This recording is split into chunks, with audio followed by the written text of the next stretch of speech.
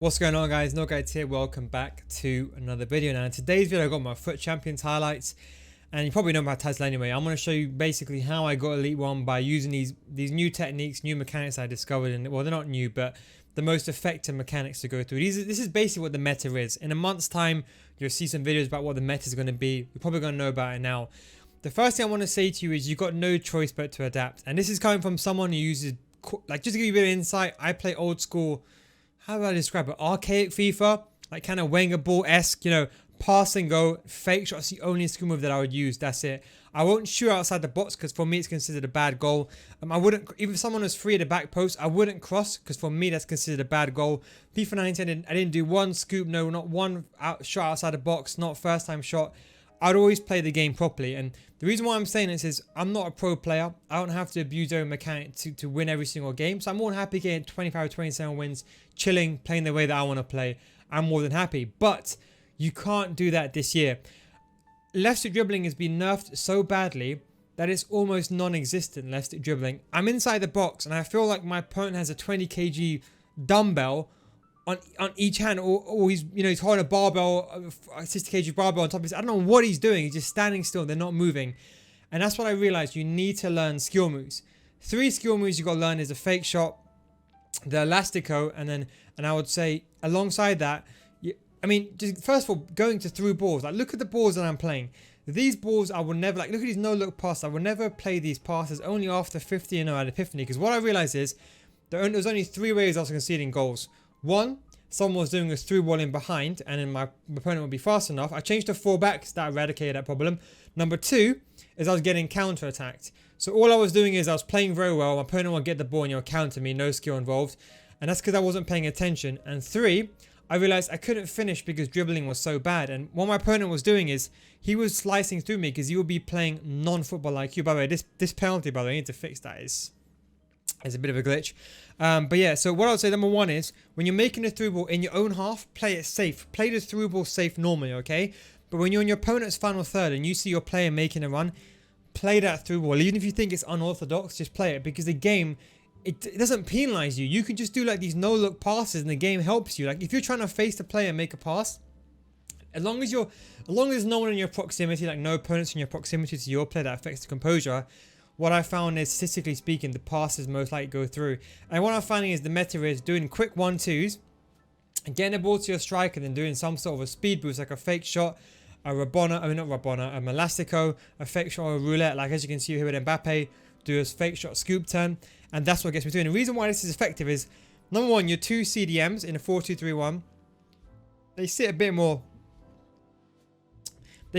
I would say more attacking as opposed to more reserved last year. Probably that's the best way of describing it.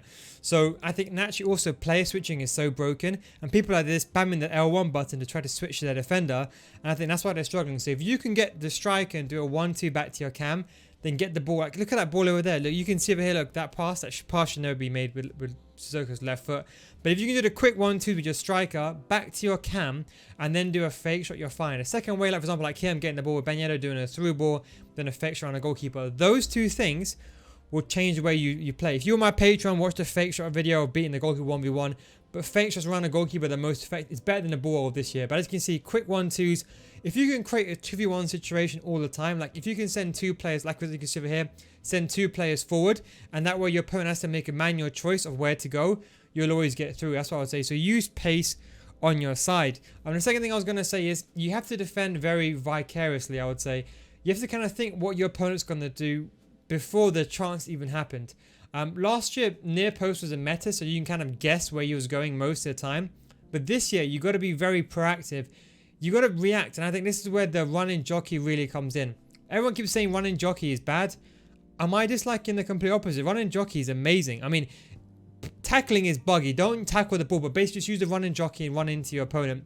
Running jockey is so effective this year because the reason why is, especially with 4 backs and centre back, you can just run so quickly and so fluidly. It's almost impossible for your opponents to keep up. Like, the only time you'll ever get caught if you make a mistake like that. Obviously you should know by watching my defender tutorial. If you're ever in doubt, always run back. But 4 backs, people keep laughing at me for using 4 backs and centre back. I mean, I'm laughing at you for not using 4 backs and centre back. But as I said, look, I only changed this after my first 15 games because I was 15-0. I was playing on stream. And then I'll be honest, I wasn't going to play my games anyway, and I was 15-1. And then obviously you always take a break. I didn't take a break at 15-2. And then I started playing tryhard off stream. I've not played tryhard for like probably 2 years. I played every FUT champs on stream, and I never actually just sat there, because when you're streaming, you know, the way I stream anyway, I play FIFA autopilot. I have talked to the chat. If you're on my streams, you know what I'm talking about. I talk more to the chat than I do to the game. But it's not like over here. These through balls, you have to be alert. So if someone texting you on your phone, put your phone on silent. But I'm telling you now, you look away for 1 second, your opponent's going to do a through ball. You're not going to see it coming. You need to be able to react. So that's what I would say is, make sure you got no distractions. What I would say. And I would say fullback to centre back is a must. When I was 15-2, what I did is I ended up putting a conservative interception of both my left back and right back. And also what I did is I started using team press. Now team press is so effective that I was actually using team press when I was drawing, because it's so effective to apply pressure. Now I'm saying if you're not like, I would say, a goal to player minimum, then don't do it when you're like, you know, when you're like drawing. But if you're like, for example, below a goal to above a goal to player, should I say, just use team press if you ever feel the game's getting away from you. I use it in short bursts, is kind of what I've been doing. So I've been using it for like 20 seconds, and I feel like that gives the appropriate amount of pressure. Again, you can see here, nice through ball, simple. Again, a fake shot away, created the angle, and obviously near post and far post is both very, very effective for scoring. So I do use that very, very well. We get another transfer here, as you can see. Again, simple staple. What I do, get the ball, do a quick 1-2 backwards. Son makes the run again, doubling up, and as you can see, look how hard he's struggling to change his players, because he knows, look how high his CDMs are. So all I got to do is then wait for my CDMs to get in position. I look for my striker. I'm looking at Mbappe there. I'm saying, okay, Mbappe is over there. Wait for Mbappe to get to a good position, get the ball to Mbappe, do a fake shot, and take a goal. That is probably the biggest game change I will say to you. So learn the no look through balls, learn doing a fake shot, learn doing the elastico, even though they're going to nerf the double elastico, but learn the elastico, fake shot, and then also the step overs. That is literally all you need to get past your opponent inside the box. Elasticos, I would say, the pay to win gap is real this year. I've noticed the pay to win gap really, I would say, to a top tier level. And I'll be honest, this FIFA, I've been struggling, you know. It's been no walk in the park for me, I'll be honest, because when I first started FIFA, I said, you got to adapt, because normally when I play FIFA, I said my core skills are pretty decent, but this year, even though I got 27-3 this weekend league, I'm not comfortable with my performance. I feel like I'm underperforming, and I think once I make these changes and once I play a more progressive system where, like, you know, I'm being a bit more proactive when I'm defending, you know, I'm always just running back, and like, as you can see, look here, I'm just running back. I'm not even attempting to tackle. You know, I've realized if you try to go forward and try to outsmart your opponent or try to guess what he's doing, you're just going to get screwed. So I'd say always run back. As you can see, look here, if you create a 1v1 situation, do a no look through ball like that, and again, what you do? Simple fake shot, stop, wait for it, and create the angle, and you'll probably get through. What I would say as well is another thing is 4-2-2 is an effective formation when you're losing. I'll have a video on a 4-2-2 coming soon as well, but the 4-2-2 is really, I would say, have a 3 formation setup, have 1 defensive, 1 middle tier attacking, and then 1 very attacking. So what I have is I have my 4-2-3-1. You haven't seen my tactics video. So in this video, I'm using the 4-2-3-1. I got that one, and I got a defensive 4-2-3-1. So I got the one that I show you in my video. I got the 4-2-3-1, everyone on comeback on defense, and my both stadiums on stay back while attacking. And then I have a 4-1-2-1-2 second variation. That is my tactics setup, and I also have my final formation, which is the 4-2-2. As you can see, look, goalkeeper movement, I'll be honest, saved me over here. And again, that's an example of, you know, outsmarting your opponent. You got to think, for example, I knew you went near post twice. And then we go into the last game, and I'll be honest, as you go towards the end of the weekend league, the games become very, very sweaty. You know, there's people that are trying to get their verified for the first weekend league. And I'll be honest, I matched a pretty easy team. And goalkeeper movement again, same again. I matched not an easy team, but I matched a decent team. And I'll be honest, I thought it would be a walk in the park. I was like, oh yeah, maybe I'll get an easy game for once. And this guy was so skillful on the ball. I don't know where he finishes in the weekend league, but he was so good on the ball. And even with that minor team, he played so well. He had that Ansu Fati, for example, the Ansu Fati Player of the Month card. That card is actually pretty amazing. Again, Elastico saves me, and look at that AI block. Just blocks it there. And this is the thing, through balls again, this is the only thing that I struggle with defending. I tried to run back in. As you can see, Kante, this is where Kante's speed came in, and then as you can see, amazing slide tackle by Kante. Again, playing, and as you can see, look, he was playing a very attacking. Again, not a through ball. That's the first cross. I tried that, you know, that ground cross, because I don't really consider that's kind of like a driven pass across the box.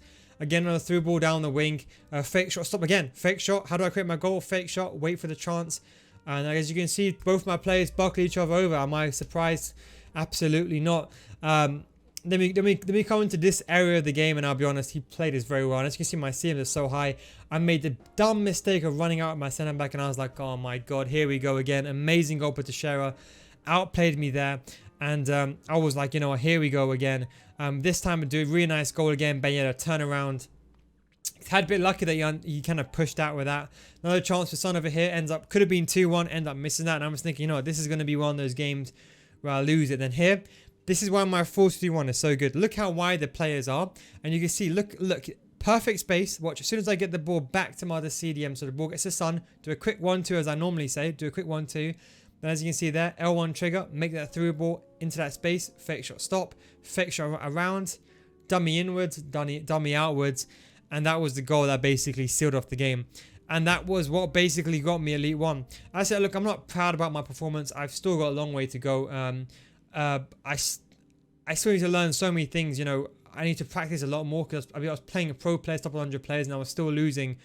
It was not 50-50. I was probably losing about 30-40% of my games against pro players, top 100 players, and I'm not really comfortable with that at the moment. I want to get that up to at least 50-50. But that was the Elite 1 in the end. But I would say, look, if you implement what I said to you, they sound very, very simple, but the truth is, implement them, and it does change your game.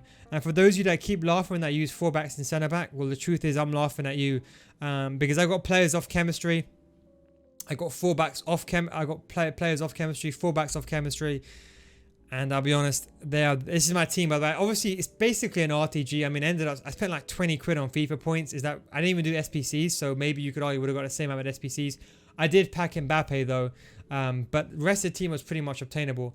But yeah, I'll be honest, probably going to get Neymar because I think Neymar is the biggest game changer. But anyway, that's just kind of my... If you did play me, good game, and I'm sorry if I did try hard against you. But yeah, thank you very much for watching, boys. Take it easy, and I'll catch you next time. Peace out.